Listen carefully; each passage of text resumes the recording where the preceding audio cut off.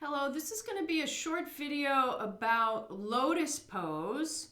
And unlike a lot of videos out there where somebody might be teaching you Lotus pose, I'm actually going to talk to you about the mechanics of Lotus pose and why the majority of people out there really aren't built for this pose, and the risks far outweigh the rewards of attempting to do this pose.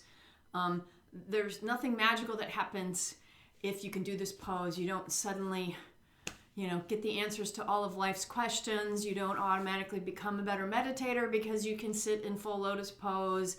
You're not any better or worse of a practitioner because you can or cannot do it. Although I will say that the anatomical mechanics of the pose are such that the percentage of people who have the mechanics to be able to do it safely is so small. So I don't teach this pose anymore. I don't practice it myself anymore. I actually know now through many years of studying anatomy and learning my own body mechanics that my body's really not built for the pose. And I actually tweaked both of my knees numerous times over the years before I realized that. So in the hopes of saving some of you out there from doing harm to your knees, from not understanding the mechanics of the pose, I'm going to go over just what those two key pieces of the pose are, and so you can kind of assess it for yourself. And again, even if you can do it comfortably, maybe you decide to do it, maybe you don't. There's nothing magical about Lotus pose. I'm not going to demonstrate it because I can't do it without harming myself. So if you want to know what full Lotus pose is, you can go look at some images online or look up a different YouTube video to see what it is. But the two key things in the body that will make or break a Lotus pose is, first one is knee flexion. So I'm going to turn sideways and show you what that looks like.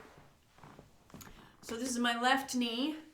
And one thing that you have to be able to do in order to even consider doing a safe full lotus is to be able to flex your knee enough that there's no space in here. So the knee is completely sealed up. So you can see I can't fit my hand or a finger or anything. My calf is completely sealed against the back of my thigh. Not everybody, really probably a fairly small percentage of the population, can get the knee flexed this much. If you can't flex the knee this much, forget about it. No Lotus for you.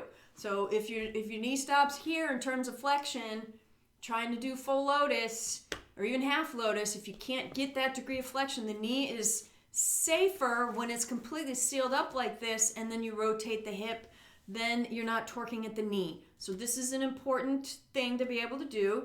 And then the other thing for Lotus is external rotation.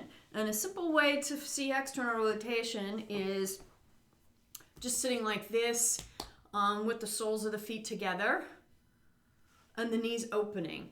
And you sit up as tall as you can, no slouching here. And again, I'm just doing this to show the mechanics of full Lotus. So if you can see here, I have quite a bit of space between the outside of both of my knees and the floor. So this movement of the hips out this way is called external rotation. So there are some people when they do this, their knees are resting completely on the floor.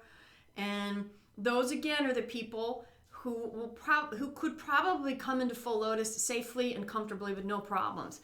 The higher your knees up off the floor, I have some students that sit like this when they're in this position. They just don't have the skeletal structure to externally rotate beyond this. Half Lotus, never going to happen if this is the way your hips look when you sit in bound angle pose. It would just be a recipe for disaster.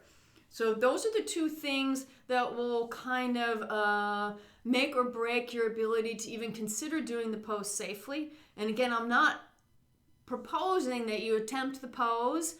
I'm trying to educate people who are limited in both of these ranges of motion to just forget about it and know that you're not any less of a yoga practitioner because you're not doing full or half Lotus. I hope you found this helpful, and remember, no joint pain in any pose. Another saying I like to toss out is, Just because you can do something doesn't necessarily mean that you should or that it's beneficial in the long run.